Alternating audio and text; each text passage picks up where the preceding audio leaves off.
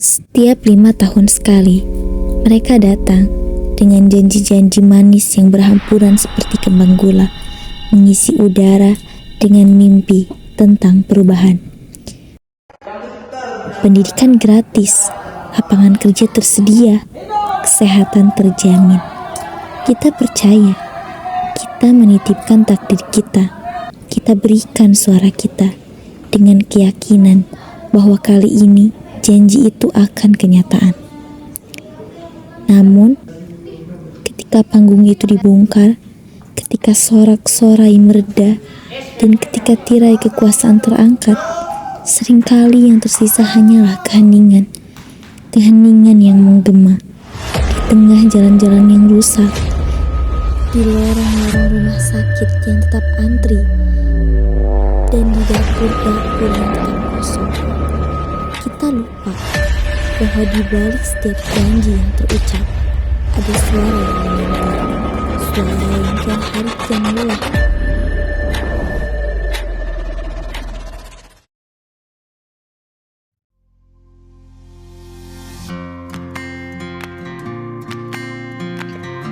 Pak, saya sudah siapkan skrip untuk pidato Bapak besok mengenai perkembangan berkelanjutan dan... Baik, saya lihat.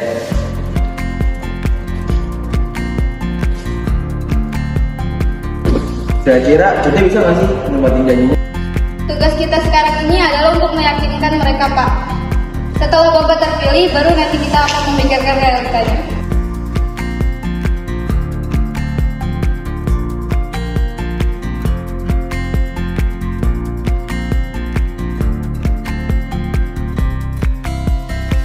Warahmatullahi wabarakatuh. Sebelumnya, yang sama-sama kita hormati pimpinan sidang, rekan-rekan anggota dewan, dan seluruh rakyat Indonesia yang saya cintai. Kesejahteraan rakyat adalah mandat konstitusi kita. Dalam berpidato saya, setiap rapat kerja yang saya kerjakan, topik ini selalu disebut. Namun, saya ingin bertanya, sudah sejauh mana retorika kita di ruangan ini benar-benar terasa hingga berdampak untuk rakyat-rakyat kita. Kerja yang terbatas.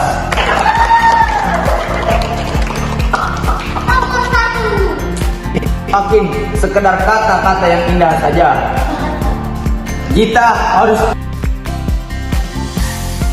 damai dan setonsa, di mana setiap anak bangsa memiliki kesepakatan yang sama untuk hidup rakyat di Indonesia.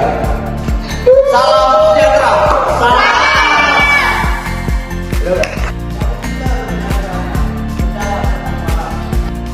Realitas di lapangan masih menunjukkan titik jurang kesenjangan yang sangat melebar. Maka kita menghadapi 3 masalah utama untuk menghambat kesejahteraan rakyat Indonesia. Yang pertama, ketidaksepakatan sasaran bantuan sosial. Yang kedua, akses pendidikan dan kesehatan yang mahal. Dan yang terakhir, yang ketiga, lapangan kerja yang terbatas.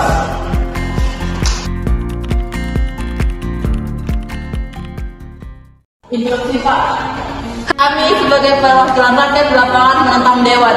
Tunjukkan kerja nyata dalam APBN tahun depan. Alihkan dana studi banding dan penyelenggaraan dinas yang tidak penting. Gunakan untuk menutupi DTKS dan juga tingkatkan pelayanan kualitas KIS. Benar itu Pak, kami tidak butuh kata-kata manis Anda. Setuju. Kami hanya butuh orang yang ada dalam politik untuk memberantas dana alokasi yang tidak sesuai ke dana yang lebih bermanfaat dalam pendidikan. Setuju.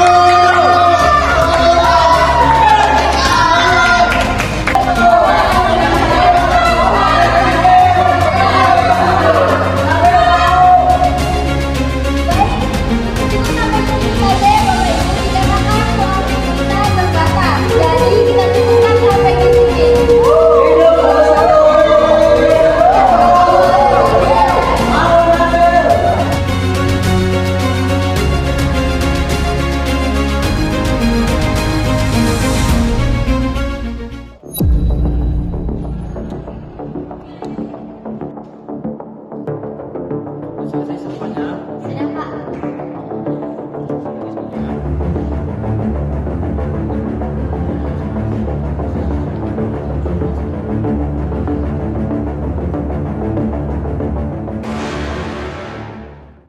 wajah Bapak Hilal itu bukan acting.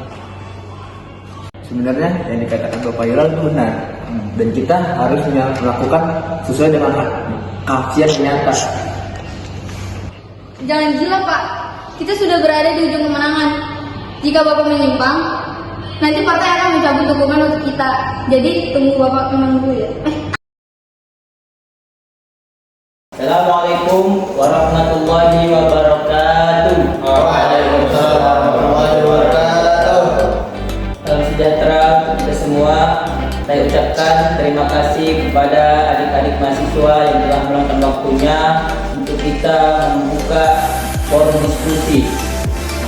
Nah, bagi adik-adik mahasiswa yang ingin bertanya, silakan. Baik Pak, saya ingin bertanya Pak. Ya. Saya ingin bertanya bagaimana kinerja Bapak yang akan Bapak kerjakan saat Bapak terpilih nanti. Ya, kami sudah menyusun beberapa yang akan kami kerjakan ketika kami dipilih nanti, yaitu pengawasan sosial, ekonomi, dan pendidikan. Nah, yang pertama itu ada bonus hari raya bagi pengemudi ojek online dan kurir online. Nah, itu terjadi di fraksi Komisi 9 DPR RI. Nah, ada pun yang kedua itu stunting dan jaminan sosial. Apa itu stunting? Stunting itu makanan bergizi yang diberikan kepada bayi agar dia tidak kekurangan gizi. Nah, jadi anak-anak yang terkena stunting itu tinggi badannya itu ngestak di 150 cm. Jadi kami ingin mengoptimalkan stunting ini agar rakyat Indonesia tidak banyak yang stunting, karena rakyat Indonesia ini mayoritasnya orang kecil ya, kalau bahasa di luar kan. Nah, jadi kami akan melaksanakan kegiatan stunting ini berupaya agar kegiatan ini merata sampai ke pelosok-pelosok negeri. Adapun yang ketiga ini penyaluran bansos yang akan dilaksanakan oleh Komisi 8 DPR RI. Bansos itu bantuan sosial yang akan disampaikan kepada rakyat kurang mampu, rakyat miskin, di pelosok-pelosok desa. Dan selanjutnya tunjangan kerja dosen ASN yang akan dilaksanakan oleh Komisi 10 DPR RI. Kemudian peningkatan kesejahteraan dan kualitas guru, karena dari apa yang telah kita lihat belakangan ini banyak dari pihak otoritas yang merendahkan pekerjaan guru. Nah, jadi ketika kami terpilih, kami akan meningkatkan kesejahteraan dan kualitas guru, sebagaimana bahwasanya guru itu adalah pekerjaan yang paling mulia, karena seorang guru adalah orang yang mendidik seseorang dan juga orang yang akan mendidik bangsa dan negara Indonesia. Guru bukan sekedar pekerjaan yang ingin mendapatkan uang, tapi guru adalah pekerjaan yang akan sampai kepada Tuhan. Upaya apa yang Bapak sudah lakukan untuk mencapai semua program kerja itu?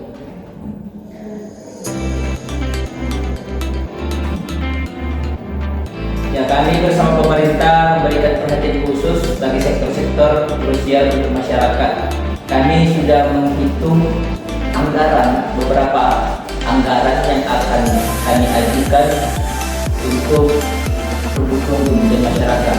Adapun untuk kesehatan, anggaran yang akan kami laporkan itu sebesar 218,5 triliun yang akan disebarkan seluruh rakyat Indonesia.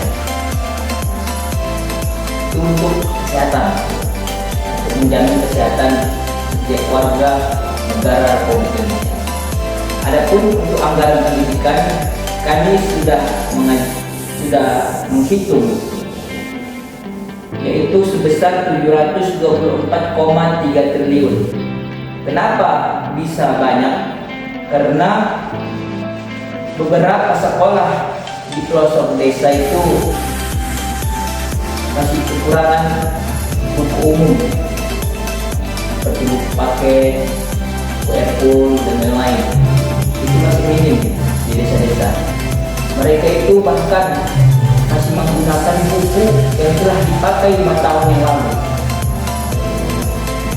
Turun-temurun, bahkan tidak memiliki sampul, tidak dipakai. Untuk apa? Untuk menuntut umum. Jadi ini yang kita upayakan agar setiap rakyat Indonesia bisa belajar dengan fasilitas yang bagus, dengan fasilitas yang mumpuni, sehingga nyaman dan senang mereka belajar. Nah, adapun anggaran yang telah kami hitung pada bagian perlindungan sosial, kami telah menghitung sebesar 503,2 triliun. Seperti yang Bapak ketahui, kalau kondisi ekonomi itu tidak baik ya Pak. Nah, dengan program yang Bapak ajukan, banyaknya program yang Bapak ajukan, apakah untuk implementasinya itu dapat mengganggu keseimbangan program yang sudah ada? Betul Pak. Bagaimana cara Bapak untuk mengatur keefektifan dalam berjalannya program tersebut? Ya, kami dari pihak Dewan Perwakilan Rakyat akan membagi tugas setiap orang. Jadi tugasnya itu hanya mengawas. Dia mengawas bidang ini, dia mengawas bidang ini. Nah, jadi orang yang tidak mengawas kita usulkan dengan apa yang telah adik-adik mahasiswa usulkan. Mereka akan mengawas pada bagian itu. Maupun dengan anggarannya itu kita bisa mengajukan pada pihak pemerintah agar mereka mengeluarkan anggaran untuk kebutuhan adik-adik mahasiswa dan masyarakat sekitar.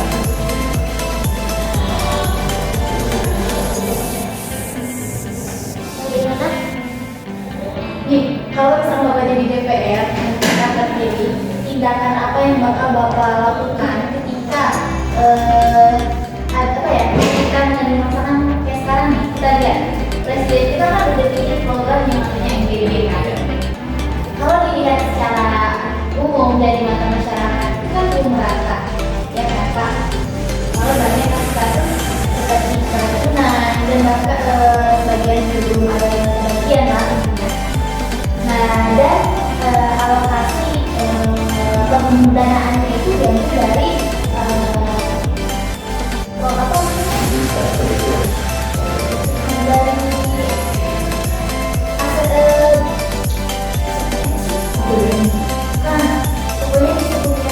alokasi dari sumber daya yang lain kayak infrastruktur pendidikan, pendidikan kan itu mengganggu ya Pak. Nah, tindakan tugas apa yang Bapak kan Bapak sebagai orang yang memegang apa keputusannya intinya kalau Indonesia berdagang. Nah, tindakan tugas apa yang Bapak lakukan untuk menangani hal tersebut? Apa bakalan dibiarkan saja? Ya, adapun tadi anggaran pendidikan yang telah kami ajukan sebesar 724,3 triliun.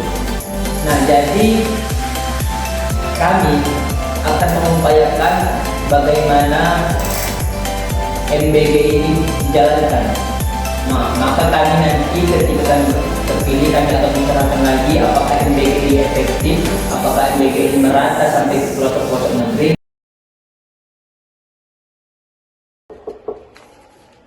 Apa ya?